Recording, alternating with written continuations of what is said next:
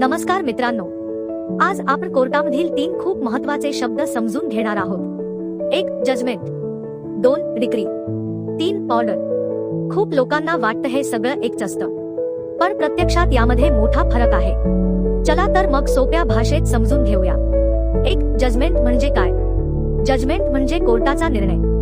जज जेव्हा दोन्ही बाजूंचे आर्ग्युमेंट ऐकून केसचा निकाल सांगतात तेव्हा तो जजमेंट असतो. जजमेंट म्हणजे कोर्टाचं रिसनिंग आणि फायनल डिसिजन. 2 डिक्री म्हणजे काय? जजमेंट नंतर कोर्ट जेव्हा अधिकार आणि जबाबदाऱ्या लिखित स्वरूपात जाहीर करतात त्याला म्हणतात डिक्री. डिक्री म्हणजे जजमेंटवर आधारित ऑफिशियल फायनल रिझल्ट. सिव्हिल केसमध्ये डिक्री खूप महत्त्वाची असते. 3 ऑर्डर म्हणजे काय? ऑर्डर म्हणजे कोर्टाने दिलेला कोणताही निर्देश आदेश. ऑर्डर म्हणजे कोर्टाचा डायरेक्शन किंवा इन्स्ट्रक्शन. हे केस चालू असतानाही येऊ शकतं आणि शेवटीही येऊ शकतं. जजमेंट, डिक्री आणि ऑर्डर या तिघांमधील फरक बघूया. 1 जजमेंट म्हणजे निर्णय. 2 डिक्री म्हणजे अंतिम निकाल सिव्हिल केसमध्ये.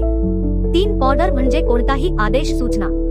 कोर्टात कधी काय मिळतं? 1 केस संपल्यावर जजमेंट येतं. 2 सिव्हिल केस असल्यास डिक्री मिळते. 3 केस चालू असताना वेगवेगळे ऑर्डर येतात. अशीच कायदेशीर माहिती हवी असेल तर लाईक करा, शेअर करा आणि अशाच लीगल माहितीसाठी चॅनेलला सबस्क्राईब करा. धन्यवाद.